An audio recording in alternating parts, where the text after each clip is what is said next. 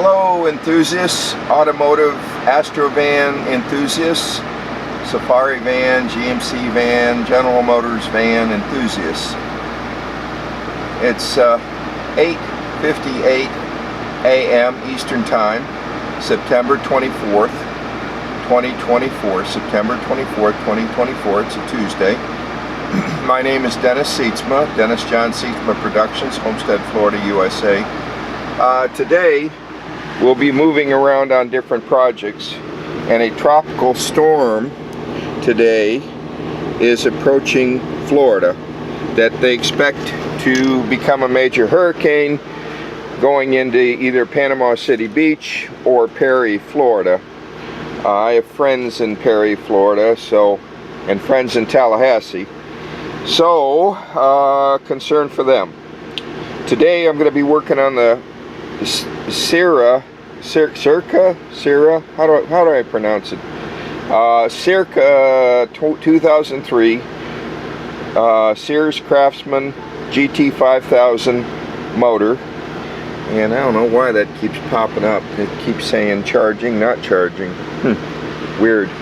Got a new charger, so for USB and USB 3, so maybe I'll try the other charger. Oh, I am on the other charger. No, I'm on the new one. Anyway, back to the tractor. I keep shearing off these pins, and it's really annoying because you have to remove the flywheel and the ignition coils and then reinstall everything, and it takes me, I don't know, half an hour to an hour, and that's if I don't reinstall the housing, the cooling housing and fan and all that. That's just to see if it breaks. About a year ago I had this problem, and I fabricated out of this piece of brass a shim to go between the flywheel and the crankshaft and give it a little more tooth and bite, because this is a compressible material between two steel surfaces and should give it more bite. I also ordered more bolts because the factory bolt has this spring washer on it that I think has perished. I don't think it's springing anymore. I think that's the root cause of my problem, is the spring washer. But the bolt has also perished, so I'm going to replace the bolt with a better bolt, grade 9. But this bolt is 1.75, and I thought I had some, but I can't find it in this mass of stuff.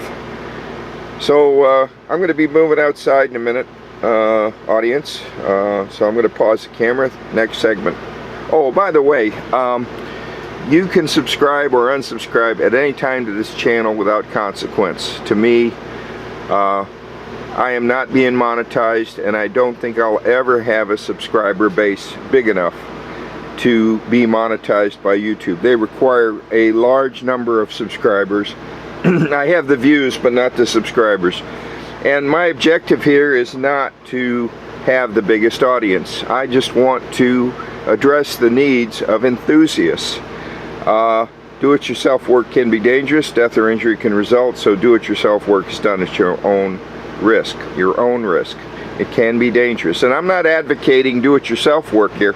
I'm just trying to help enthusiasts and to share knowledge with people who hope to become enthusiasts, or other people that want to get services done by professionals to avoid the risk of death or injury or harm, and but to see how Dennis does it.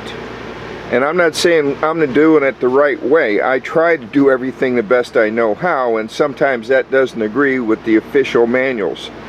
And when I used to do what they called expert procedures that were very successful when I worked for FAA, and the FAA Academy hated it because they didn't know what I was talking about, because they're not in the field and they don't see the failure modes. And I would see the same failure mode over and over and over again, and I would think of ways to avoid those, make the system more reliable and more available to the flying public, and also save the government money in most cases. So I would submit an employee suggestion along with a National Airspace System, a NAS change proposal, which I was advocating a change to the baseline engineering. And when I did that, it caused other engineers to do peer review. Well, a lot of times they didn't know what the hell I was talking about either, and they didn't want to admit that they didn't have the same experience that I did, and there was usually no funding to send people out to look into it. So the NCP took forever. The employee suggestion took even longer because management we'd have to get the NCP approved, and then we'd have to get management to sign off. Anyway, enough about government. And I think peer review is amazing. It's, you know, I think it's a great process. Actually, I prefer peer review of my work because I make mistakes, and if I make a mistake in a proposal, I want another pair of eyes to catch it and bring it to my attention so I can remedy it before it goes any further. And I think that's all reasonable, what a responsible person would do. And I'm planning on submitting more stuff to FAA as a retiree, and I hope they respond to me with blessings as opposed to leave us alone, we're running the show now, which was my reaction when I got that kind of thing from a retiree and was asked to do peer review, because things change, and sometimes the information the retiree has is no longer applicable. I used to write reports for government. That's why I talk like this. All this technical tick tick tick tick. Anyway, enough John. I'm gonna go outside and look at the tractor. Correction to the last segment. I should have said the tractor and the van. I'm going to be working on both today, going between projects, and I hope to go to the Chevy dealer in Homestead to go to the parts department, discuss with them my problem getting the studs I need for the left-hand side of the, for cylinders 1 and 3 of the exhaust manifold. I need to get those studs because I could run the stud I have through tap and die, but I'm not going to do that. It's too funky chicken. And this is a mobility belt, a mobility pulley for the GT5000, and I got this from Rotary, and it came drilled for a 3/8 inch bolt as opposed to an M10 bolt, and it's an M10 bolt, and Rotary's the only one that makes this now that I could find, this mobility pulley. So I took it to a machine shop and had it drilled out for a M10 stud. Or it's actually a very long bolt, and it goes into the engine on that GT5000. So it had to be, I couldn't use a 3/8, and I called Rotary and I talked to the agent, and he said it was above his pay grade to go out and buy a Craftsman pulley and have it respec. So that'll be a letter I'll write to Rotary sometime in the future. But I want to back it up with this video. I want to make sure, I need to validate what I'm saying is true. I need to, you know, I don't want to be wrong and embarrass myself by making such a fuss with Rotary. But I'm trying to help Rotary make a better product. And a friend of mine has a GT5. They were very popular. They sold tons of them. It was a good machine at the right price point back in 2003 and the years following. So anyway, I'm going to go outside and we'll talk about the van and the tractor at the same time. I don't like to mix projects, but I'm going to do it this time. Okay, I'm going to install that bolt on the rear side of the number 1 cylinder. That's SAE 3/8-16 grade 9 bolt. I like flange head bolts because they're easier to work with. And since a tropical system that's going to rain is coming, I want to get this this metal tape and flex paste done around the windshield as soon as I can today. I'm going to let it dry out a little bit more before I try to do that. But I have it in both white and black, and I'm going to be using both. I don't care about what it looks like for now.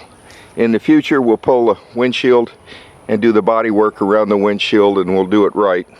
And then I'll paint the van. And Jorge's Body Shop did a beautiful job, except they didn't fix the leak.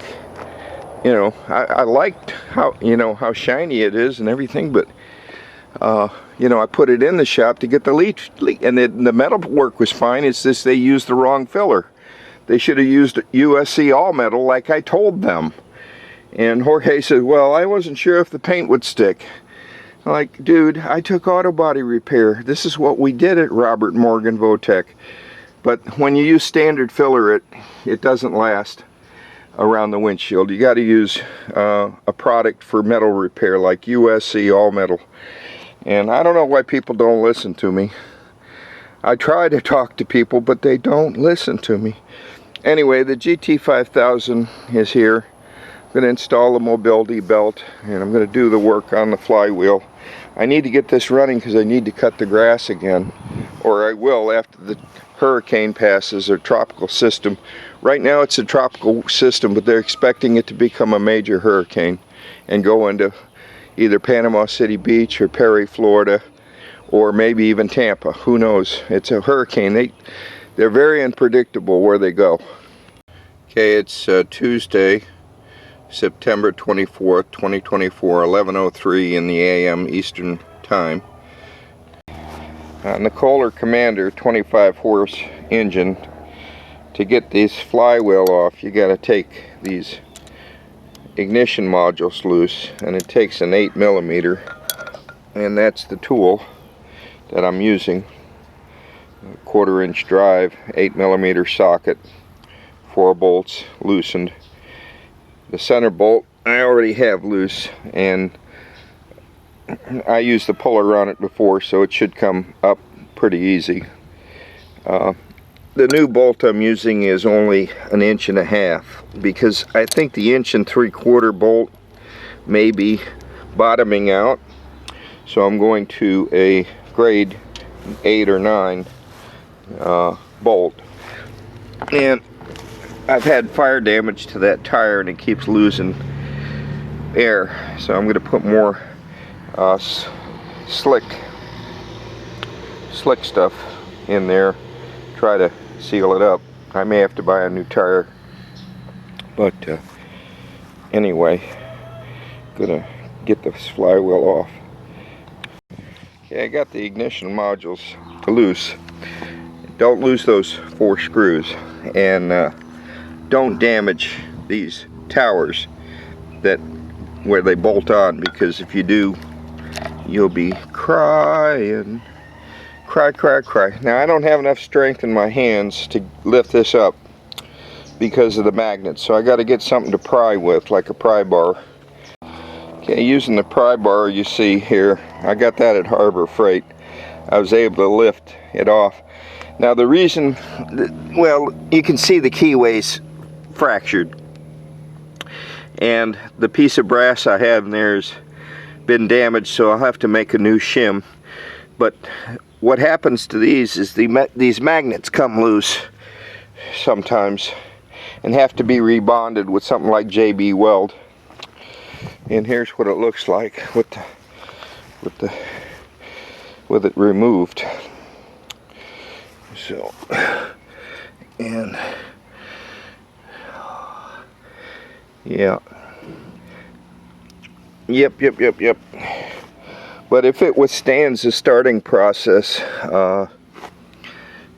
without breaking that key, it's normally, if it doesn't shear when you first started, it's probably good enough to mow with.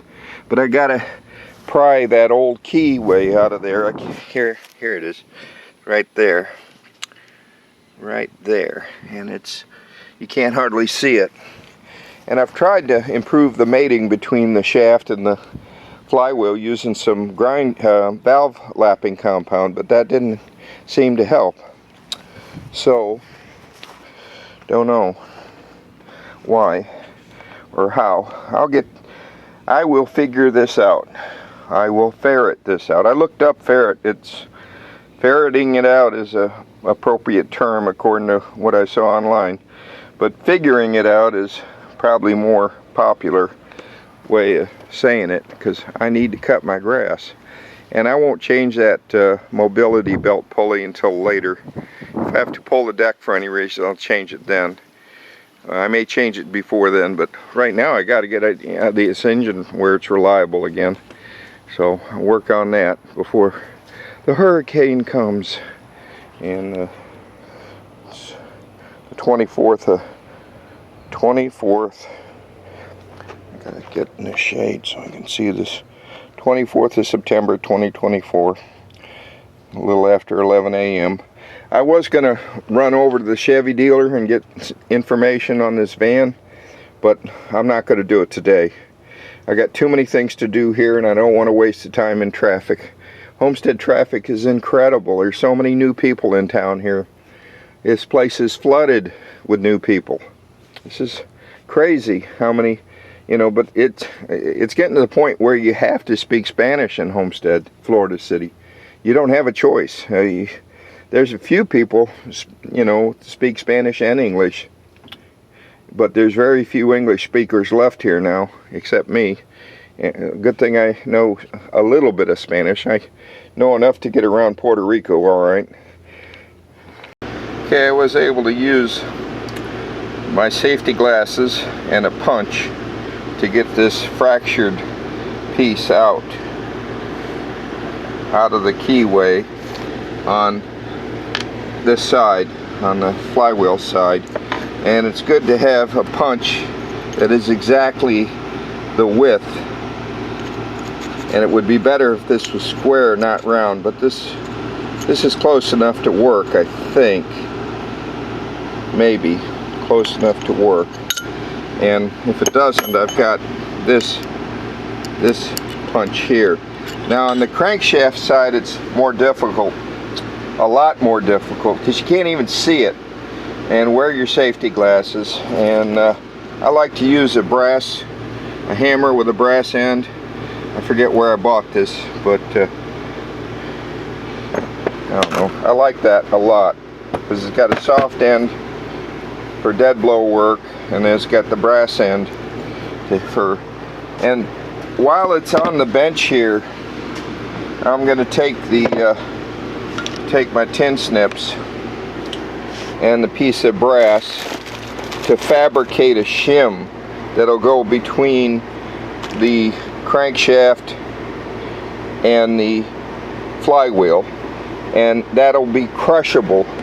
It'll compress and crush in between there, and should give me more bite than not having it, because that's what I had to do last time. I kept blowing through one keyway after another after another after another, and you have to shape this piece of brass so it fits in there, because this is not a straight up and down situation here. This is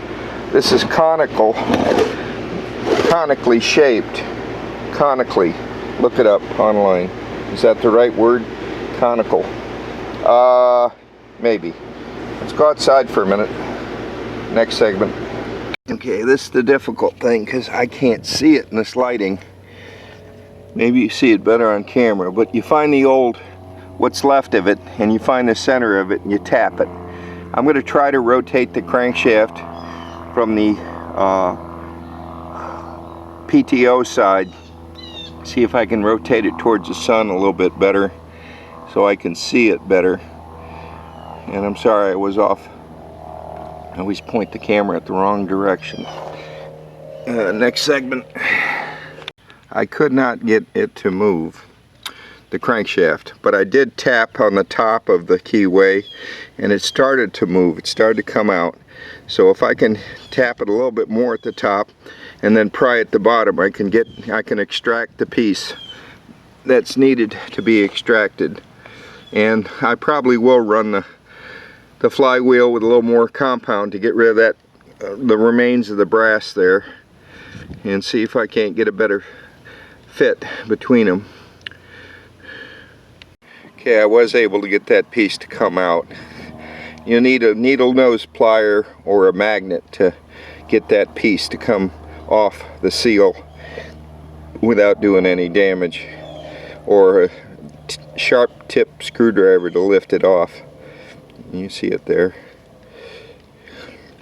Okay, I was able to use the tip of the chisel to extract that piece. So now I'm going to put some valve lapping compound on there, and you got to be careful with that stuff. That stuff is so abrasive that if you don't clean up real good when you're done, you'll live to regret it. That stuff will destroy anything. It's such abrasive and very fine stuff, so you have to be real careful using valve lapping compound when you do use it. Okay, like I say, this valve lapping compound has to be used judiciously because it's so destructive and powerful. And if you use too much, you're going to solve one problem but create another. Now, to get this to lap, I'm going to cheat, and I'll show you the cheat next segment. After I'm done with this project, I want to thoroughly clean the area, get rid of all that grinding compound using I'm going to try WD-40 because I don't want to damage the seal by using brake cleaner. And I could just rotate this through by hand as a way to get the two surfaces to mate. I can see it actually moving down deeper onto the crankshaft as I'm doing this. I could just do this a lot of times, and I'll try to cheat. This might be a bad idea, but I'm going to try to use the starter to spin it a lot more. So I'm going to try and see. This might be a bad idea because it might be better doing it by hand. We'll try this though.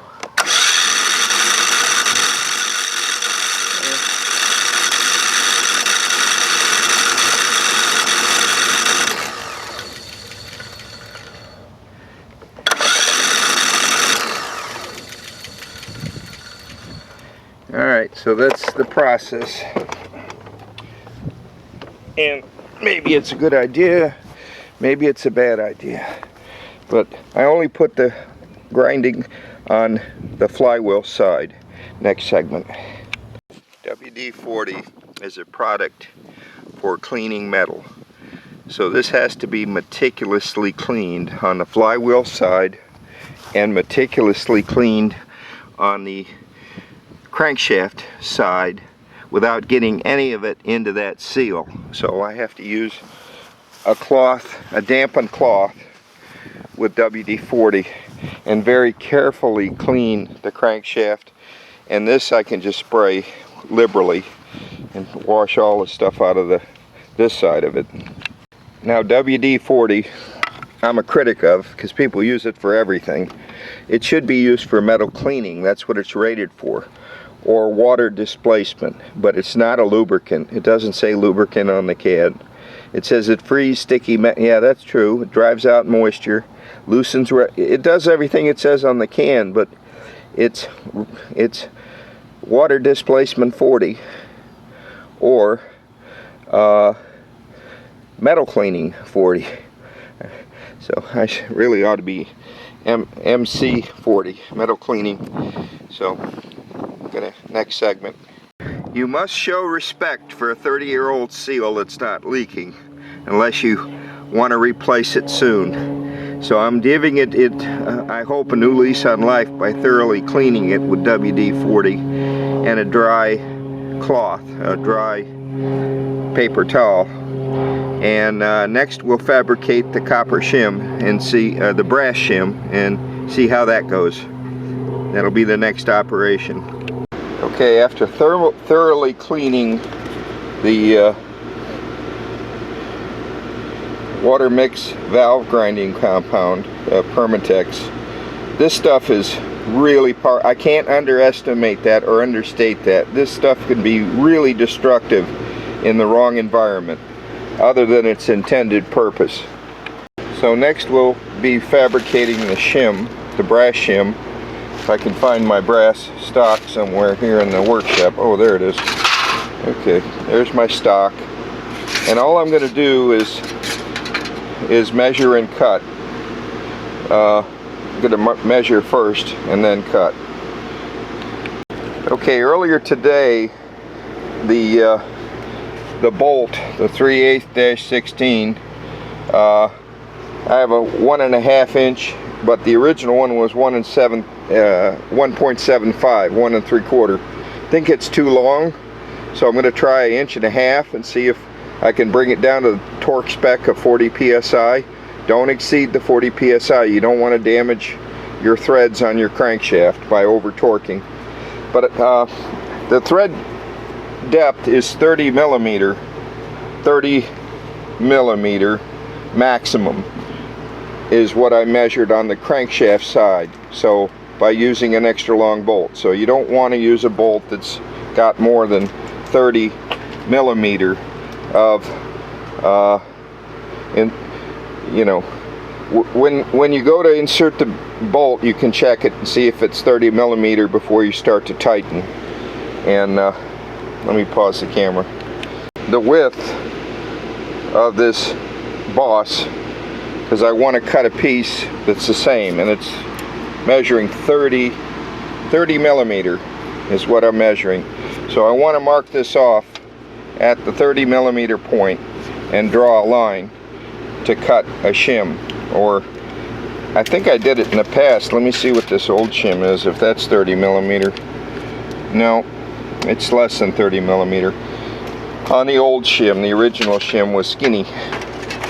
So let me mark it 30 millimeter and cut it. And I need my ruler for that. I don't know where my ruler keeps going to, but my straight edge.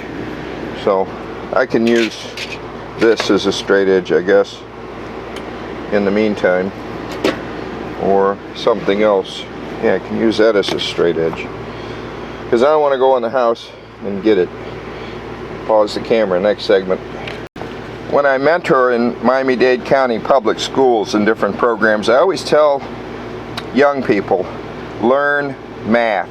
You never ever know when you're going to need to make exact measurements. Especially if you're doing any fabrication work in the future, or repair work, or if you're a seamstress, you have to know how to measure things. So anyway, I'm going to cut a strip here. You can see that's 30 millimeters. So, and that's as compared with what I stuck in the, that's 30 millimeter. That's 30 millimeter, okay? So this is a basic application of math to take precise measurements when you have to fabricate. So I'm going to pause the camera. And you know, the old movie with Jimmy Stewart, Flight of the Phoenix, you know, they crashed an airplane, but it was loaded with materials for welding and fabrication, and sometimes you can't get a part and you got to make it, because it's just not available anymore, especially if you're doing any restoration stuff in the future. And the Flight of the Phoenix, they had their survival depended on engineering and math skills. And I think it's based on a true story. They had oil workers that were in a cargo plane, and it crashed in the desert, and they were stranded without hope of being saved, which is why I love my iPhone 15. It has SOS and a satellite uplink even when there's no cell service. That's a feature of the iPhone 15 that the 14 didn't have, and the 16 has as well. So great survival stuff. SOS to satellite uplink, assuming your phone has got a charged battery. It's one of the things I like about the groups in Facebook and YouTube, that I can do a video on a GT5000 or look at old posts for the Astrovan, because I need a base for my captain's chair probably going to have to be fabricated. I'm probably going to have to make it myself. This I'm fabricating for the Kohler Commander. They should have offered this as an option to solve this problem. But anyway, they'll probably say it's not a problem. You just have a bad machine. You know, from my perspective, all engineering problems are systemic in the baseline engineering. If I'm having a problem, there's something wrong with the design, because I think I'm pretty good at this stuff. I think so. I could be wrong. I've been wrong before. I'll be wrong again. Anyway, I'm got to make this shim because I got to do this at a taper now. It'll go in there, but I got to get the sides at the right angle for it to meet the requirements of a concave. Concave or convex? I think this is concave. And there's an old joke about female anatomy there. Concave and convex. Look up the definitions on the interweb. Haha, internet. Okay, in a cave situation we have two diameters. This is the diameter on this side of the 30 millimeter, and this is diameter on the other side, and this is the smaller diameter of the two. So to make my piece where I don't make it too short, too long's okay, I can trim it, but too short's a problem. So I figure out the diameter by comparison, like so. I mark it, then I cut it perpendicular, and then I can trim from there to fabricate this piece. Okay, with the piece inserted, I can now mark it as to where to cut at the end, and also trim the excess. I can mark that and trim it, and I will have fabricated my bushing. And if it's a little bit shorter, like a fraction of a millimeter, who cares? This is just an idea that I think will work. I hope will work. Will it work? Let me think about this. If you do that, you will be blocking the keyway, won't you?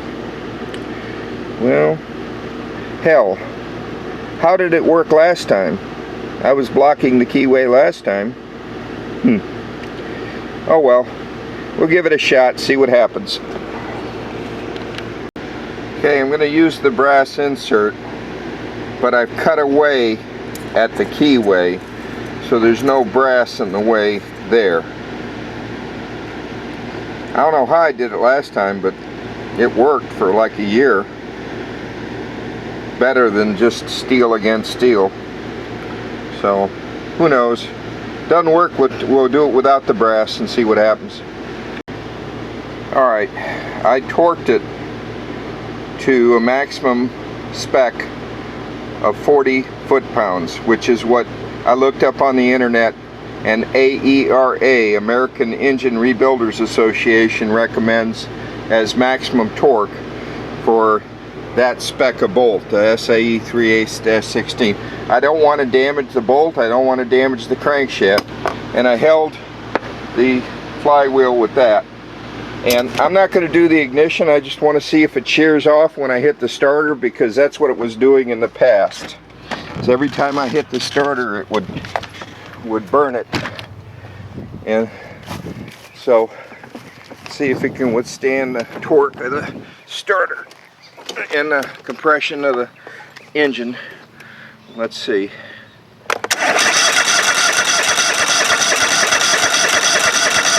Okay, it didn't spin it, so now I'll do the ignition coils and spec those for 10,000ths.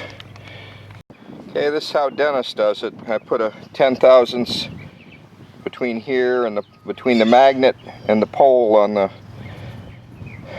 sparky thing, and you put make sure it's long enough it goes through, and you get 10 on each side, and then you tighten a little at a time, go back and forth until she's snug. Don't over torque it, don't do that, because you'll ruin the threads and strip it out, and then you'll have to fix the threads, and that's more time and money than you need to spend. But double check the spec especially on this side. It's 10,000. You can get it in there and in there. When you rotate it, it shouldn't hit, and then you do the other one. So I'm going to pause the camera next segment. Okay, I got this one set. Now you got to make sure that this doesn't slip out when you're positioning it. You got to make sure that this feeler's gauge stays where you need it between the magnet. And this is a really strong magnet, so if you have to reposition it, I use a small instrument like a screwdriver here. Make sure it's where it needs to be. And don't over torque these. Beware. Do not over torque those, because you don't want to break them. That one's a little more than 10,000. That's a little less. So sometimes you can do them one at a time. I'm going to pause the camera. I'm going to do this one at a time. Okay, I got these. I tested each one for 10,000ths. You don't want too little clearance, because if this hits, it'll hit hard and shear that pin again. So you want to make sure you got at least 10,000ths, maybe 12. But I did it again, one side at a time, and I double checked it, so it's at least 10,000ths. Now we'll see if it starts. And I used an 1.5" bolt instead of 1 3/4, because I think the 1 3/4 is too long from the factory. I think it is. As they say, here goes nothing. Here goes nothing.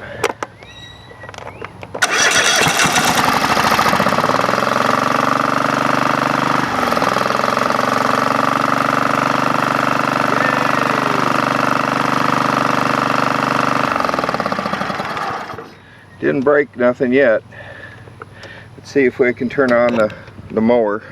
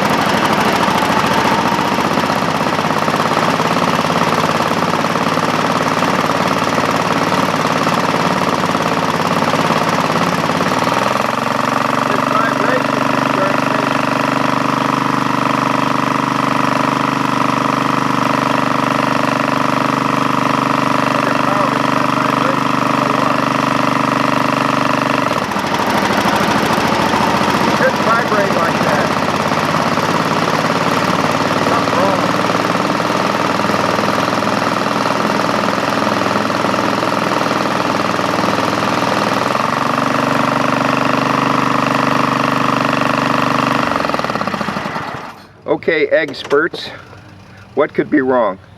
What could possibly be wrong? Experts. What could be wrong? I did a compression check. The compression's good. It's like 150 on both sides. What could be doing that? And it's smoking a lot too. That's so weird. Alright, well, hey, it's progress. At least I got a keyway that's not shearing it for the moment. See if what happens when I actually cut grass with it. Okay, it's 1:15 and time for lunch. Way past time for lunch. So I'm gonna put some of this slime stuff into this tire. I may have to replace the tire. I put this in it before and it's not working. Mower RTV, ATV, and I got the valve stem out using this special little tool. So I cut myself with that piece of brass, dang it. Anyway, put slime in it, put the stem back in, put air in it, and we'll see what happens. And I may have to take this to a place in town, get the tire replaced. The place I used to use closed. There's not enough farming here to keep the core services going, apparently. So have to take it into Taylor Rental and see if they'll change that tire for me. I got to buy the tire though first. Okay, it's like 2:30 or so, same day as before. Whatever's wrong with this, it has to be ignition timing. It has to be a bad coil pack, because if it was a mechanical vibration, it would get worse as the RPMs go up. This thing here it's worse when I put a load on it. And I don't know if it's related to a cylinder or not. I have to remove one spark plug at a time. And I'll put a timing light on it too, assuming that the keyway doesn't fail again.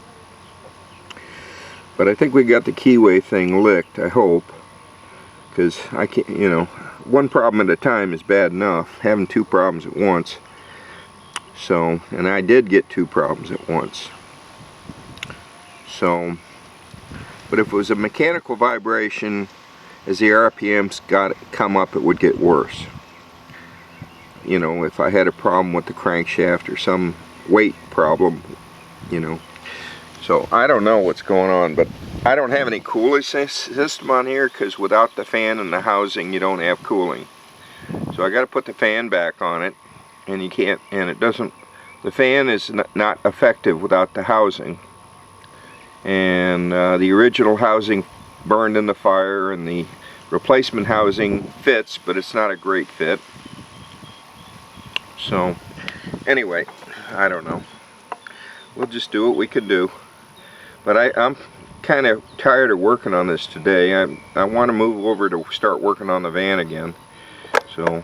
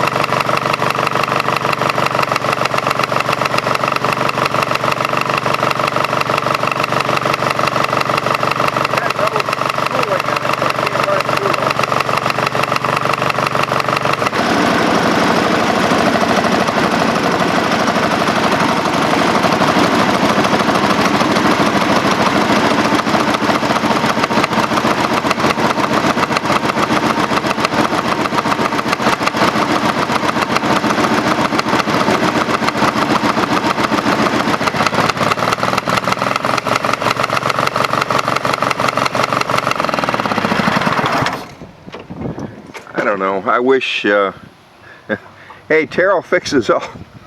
If you could watch this, Terrell, tell me what's wrong. Wow. Isn't this fun? Yeah. But it's not hitting the coils when I crank it.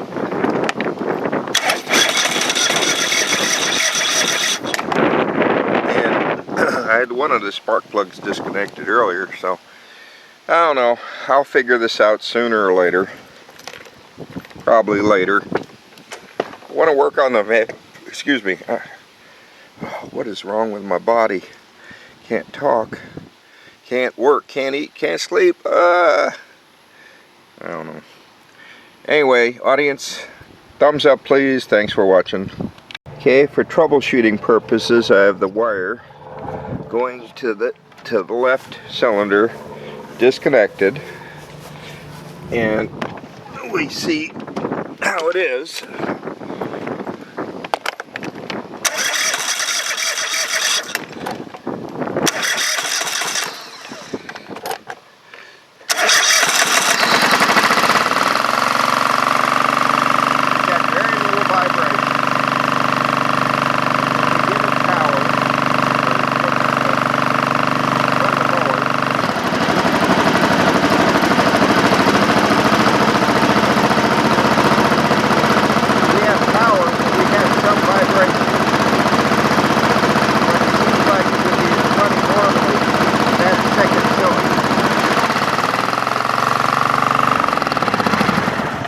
Okay, so that's running on the right bank only.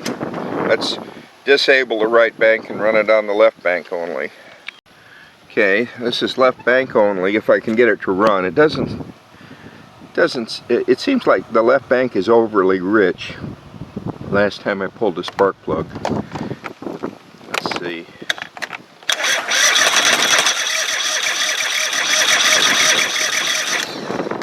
When it does hit it, you hear that tick tick. Or it's trying, it's like the pack on the left is firing at the wrong time.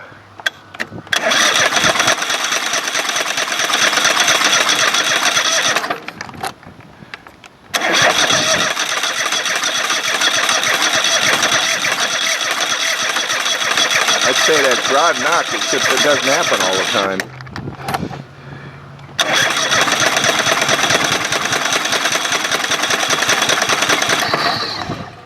And it's not running well enough to keep running.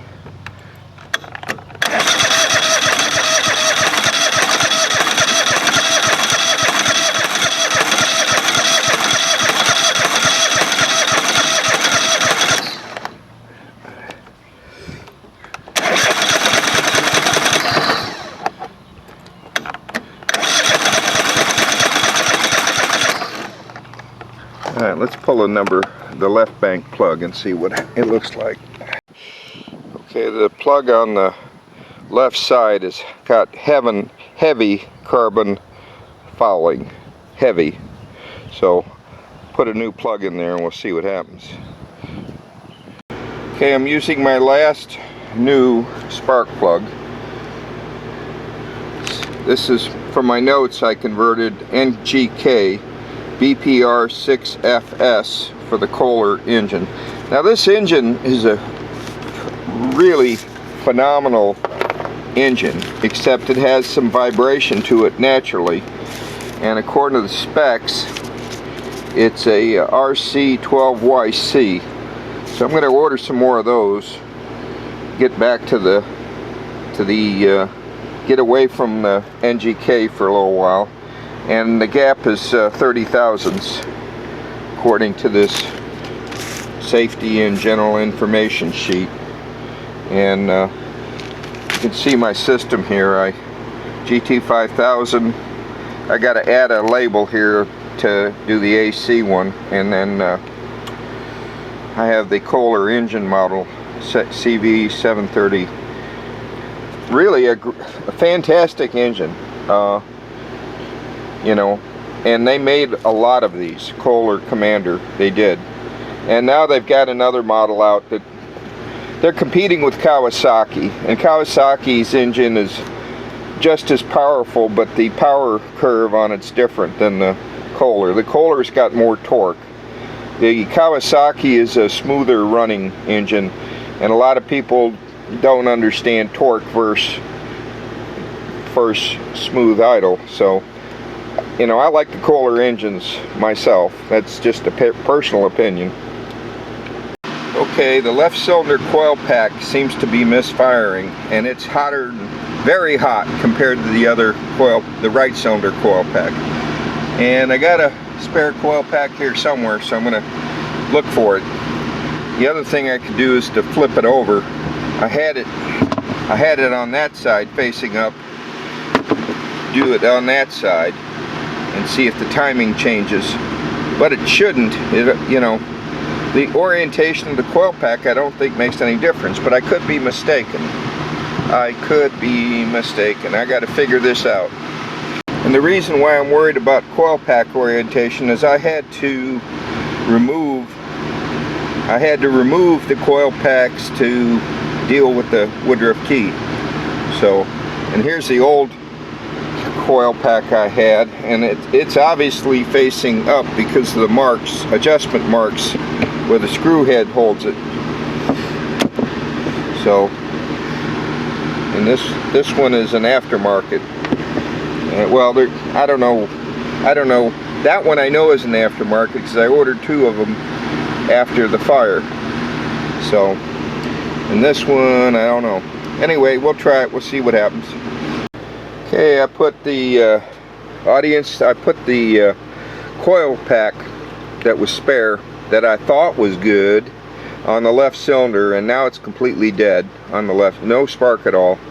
So apparently my spare was not a good spare.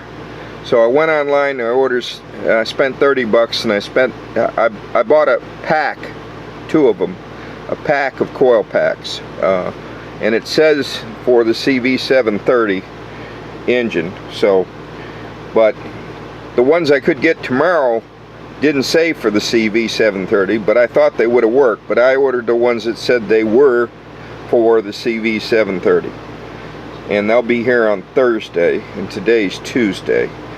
And but for now, I'm going to swap the coil pack from the right cylinder to the left to see if the left improves with the swap of the coil pack, and as a troubleshooting thing.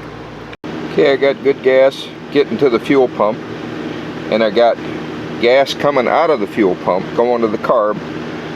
So unless the fuel cutoff is malfunctioning, I don't understand why this thing ain't starting and running like a brass band. It ought to be.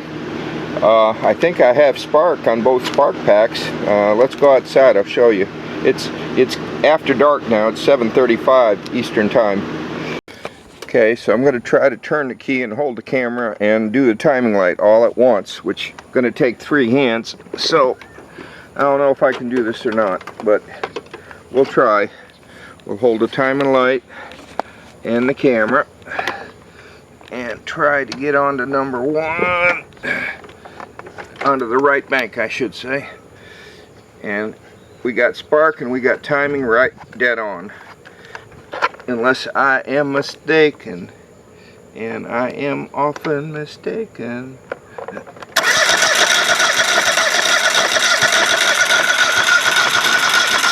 spark.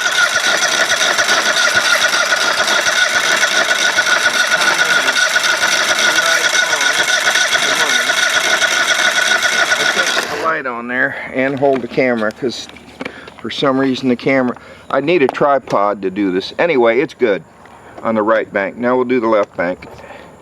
Okay, I swapped over to the left cylinder, and I wish I could get this camera to hold on there while, or pull back where I can see more. But I got the sparkulator tester on the other side now. Come on, damn it, let's get the focus in or out. Okay, zoom out. And we're gonna try as we may. I need a tripod. Shit. Alright, I'm gonna have to do this one thing at a time. I can't do it both at once. Let's check for spark. We got spark, I'm sure. Yeah, we got plenty of spark. But it's a red spark, so yeah, that's a weak spark. It ought to be brighter than that. So I got one power pack that needs to be replaced, and now we'll try to get this on the timing. I'm gonna have to put the camera, pause the camera. I can't do this without a tripod. Okay, timing was good on the left bank, but the spark is real weak, real weak. Let me go back to the other side and see the color of that one. That's like a reddish, not a bright. And that's a neon thing, but it should be bright. Okay, the spark tester's over on the right side now, on the right bank. Let's see how that looks. How bright it is. I don't know, it's about the same brightness. Anyway, I got 2 new spark plugs coming, so I guess it don't matter. I'm going to replace both of them anyway.